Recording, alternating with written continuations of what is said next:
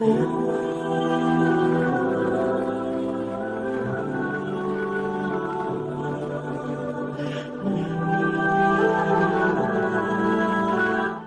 آپ کو ایمان اور یقین حاصل ہو تو پھر دعا کریں اللہ اس پر استقامت عطا فرمائے، پھر اس پہ ڈٹ جائیں۔ نبی پاک صلی اللہ علیہ وسلم نے فرمایا میں اس بات کا خوف نہیں کرتا کہ میری امت کمزور ہو جائے گی، اس بات کا ڈر نہیں کہ پیسے ختم ہو جائے گی، نہ یہ خوف ہے کہ بھوکی مرے گی۔ حضور کس بات کا خوف ہے؟ تو نبی پاک نے فرمایا خوف یہ ہے کہ ان کا یقین کمزور ہو جائے گا۔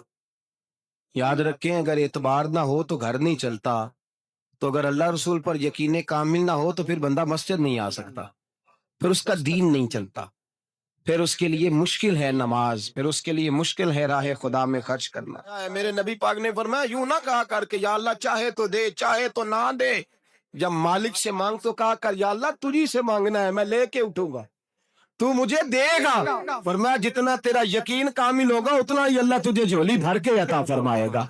کمزور سا مسلمان، لڑکھڑاتا سا مسلمان دیکھتا ہوں کرتا ہوں، اور یہ بھی نہ دیکھا کریں بھائی ایمان یقین کو استقامت کے درجے پہ لیں، یہ نہ دیکھا کریں کہ وہ کیسے دے گا، وہ کسی وسیلے کا محتاج نہیں ہے، وسیلے کو پسند کرتا ہے، پر وسیلے کا محتاج وہ بغیر وسیلے کے بھی دے دیتا ہے۔ ہر آدمی ماں باپ کے ذریعے پیدا ہوتا ہے، اگر پیدا کرنا چاہے تو جناب عیسیٰ کو بغیر باپ کے پیدا کر دیتا ہے، اگر پیدا کرنا چاہے تو حضرت آدم کو بغیر ماں اور باپ کے پیدا کر دیتا ہے۔ جب یقین رکھیں، یقین قرآن مجید پڑھیے، حضرت موسیٰ علیہ السلام فرعون کے دربار میں کھڑے ہیں، چاروں جانب دشمن ہی دشمن ہے، جادوگر آ گئے، انہوں نے سانپ چھوڑے، حضرت موسیٰ کے ہاتھ میں ڈنڈا تھا، حضرت موسیٰ کہتے ہیں یا اللہ کیا کروں؟ تو اللہ تعالیٰ نے فرمایا اپنا عصا پھینک دو۔ کہنا چاہیے تھا نا کہ یا اللہ ایک ہی تو شے ہے، اتنے سانپ ہے، بچانے کے لیے ڈنڈا ہے وہ پھینک دوں؟ ڈنڈا پھینکا جاتا ہے، سانپ کو دیکھ کر کے قابو کیا جاتا ہے۔ یہ میرا اور آپ کا ذوق ہے نا، لیکن انبیاء کرام کا انداز ملاحظہ کیجئے میرے عزیزوں۔ اللہ فرماتے ہیں ڈنڈا، اے موسیٰ ڈال دے اپنا عصا، پہلے نہیں فرمایا کہ سانپ بن جائے گا، فرمایا بس تو ڈال دے۔ میں اور آپ ہوتے ہیں تو سامنے ہے، ڈنڈا ہاتھ میں ہے، ہم کہیں گے عجیب بات ہے، یہی تو دفاع کی چیز ہے، اسی کو ڈال دوں تو بچوں گا کیسے؟ کہا ڈال دو، تو حضرت موسیٰ نے ڈال دیا، کہا میرے رب کا حکم ہے تو میرے لیے بہتر ہی ہوگا۔ اللہ فرماتے ہیں جب موسیٰ نے ڈالا تو میں نے اس ڈنڈے کو، اس عصا کو اژدہا بنا دیا۔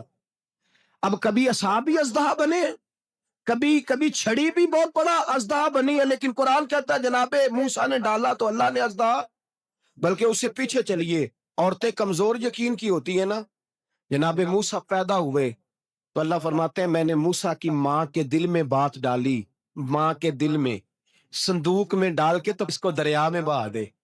اور بھائی صندوق میں کہہ سکتے ہیں نا آکسیجن کیسے جائے گی، اور دریا میں بچے بچنے کے لیے ڈالے جاتے ہیں کہ ڈوبنے کے لیے ڈالے جاتے ہیں؟ ماں کے دل میں یقین کمزور نہیں تھا اماں کا۔ انبیاء کے ماں باپ موحد ہوتے ہیں، دین کو ماننے والے، ماں کے دل میں اللہ نے بات، اللہ قرآن میں کہتے میں نے وحی کی، میں نے القاء کیا، میں نے بات ڈالی۔ حضرت موسیٰ کی ماں کہتی ہے میں نے ڈال کے نا سمندر میں بیٹا، میں نے سمندر میں بیٹا ڈال کے صندوق میں بند کر کے رب کے حوالے کیا۔ آپ فرماتے ہیں میرے مالک کا بھروسہ کیا تو پھر میرے مالک کا کام دیکھو، کمال دیکھو، میں نے دریا میں ڈالا، اللہ نے فرعون کے گھر میں میرے بیٹے کی پرورش کرا دی۔ یہ یقین کہ حضرت موسیٰ کے پاس قوم آئی، قرآن پڑھیے، کہ جناب پانی چاہیے، وَإِذِ اسْتَسْقَىٰ مُوسَىٰ لِقَوْمِهِ، موسیٰ نے اپنی قوم کے لیے پانی مانگا، ہم نے کہا فَانْفَجَرَتْ مِنْهُ اثْنَتَا عَشَرَةَ عَيْنًا، اپنا ڈنڈا پتھر پہ مارو۔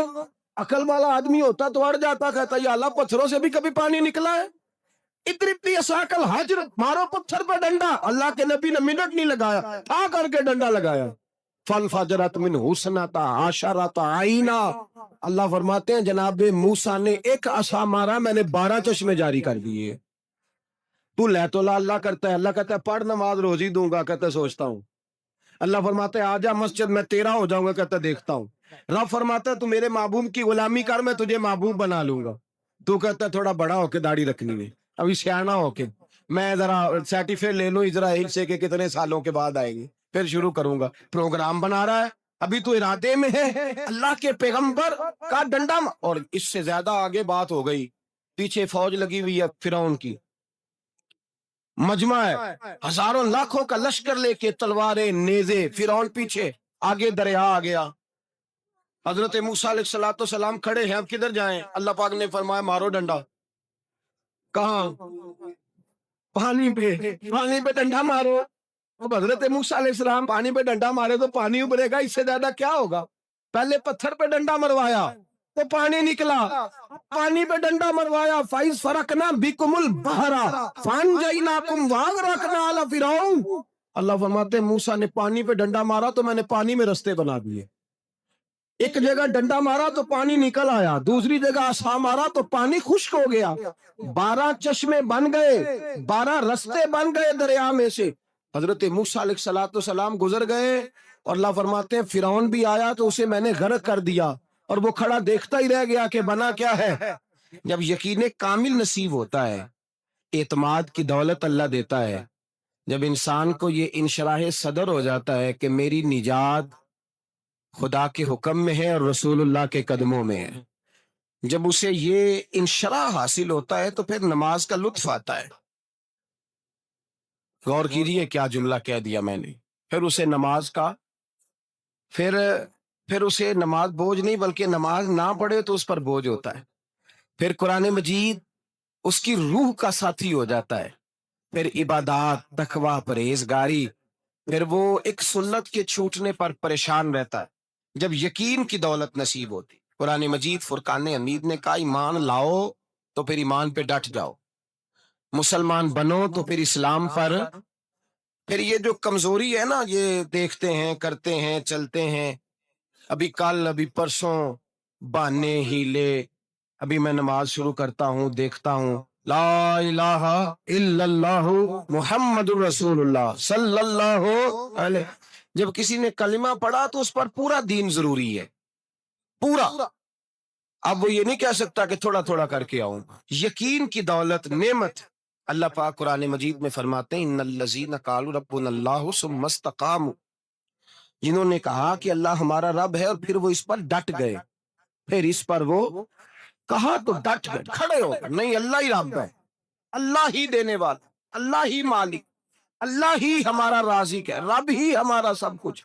جب ڈٹ گئے تو فرمایا تتنزل علیہم الملائکہ، پھر میں ان کی مدد کے لیے آسمان سے فرشتوں کا نزول فرمایا کرتا۔